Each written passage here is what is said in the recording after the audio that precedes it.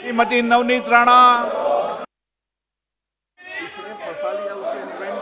भारत सरकार की गाइडलाइन जो 13 जून 2021 को जारी गई थी, जिसका गैजेट नोटिफिकेशन जुलाई में निकला है, उस गाइडलाइंस का पालन सभी राज्य सरकार नहीं कर रही हैं।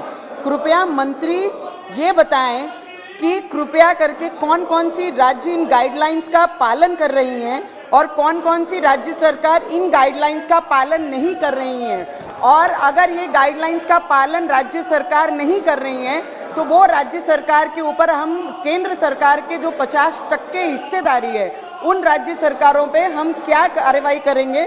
और उसके साथ मंत्री महोदय, कोरोना के पीरियड में जो महिलाएं अकेली रह गई हैं, जिनका पालन पोषण करने वाले ऐसे पुरुष जो नहीं रहे हैं, उनके लिए हम क्या कर रहे हैं, और ऐसे बच्चों के लिए जो अनाथ हो गए हैं इस कोरोना के पीरियड में, उनके लिए सरकार की तरफ से कोई योजना आ रही है? धन्यवाद। मैं प्रफुल्लित हूँ महोदय कि सांसद महोदया ने प्रश्न महिला शक्ति केंद्र का था, लेकिन विस्तृत जानकारी पूरे मंत्रालय के बारे में मांग डाली है। विषय गाइडलाइन का है महोदय, लेकिन गाइडलाइन जून में नहीं, जनवरी 2021 13 जनवरी को प्रेषित की गई।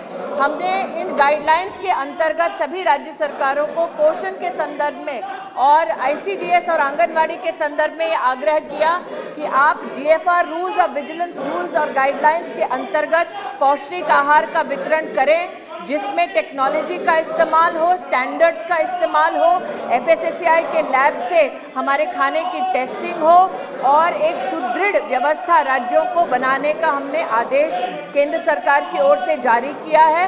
राज्य सरकारों के साथ सतत हम इस चर्चा में रहे हैं कि किस प्रकार से वो अपने डिस्ट्रिक्ट में न्यूट्रिशनल कमेटी बनाएं और उसके अंतर्गत काम करें। लेकिन महोदय, आपके माध्यम से सदन में हर सांसद से मैं आग्रह करना चाहती हूँ, उनके जिले में अगर 13 जनवरी 2021 की गाइडलाइन के अंतर्गत काम नहीं हो रहा तो वो निश्चित रूप से मेरे विभाग को सूचित करें ताकि हम वो विषय उस संबंधित राज्य सरकार के साथ उठा सकें।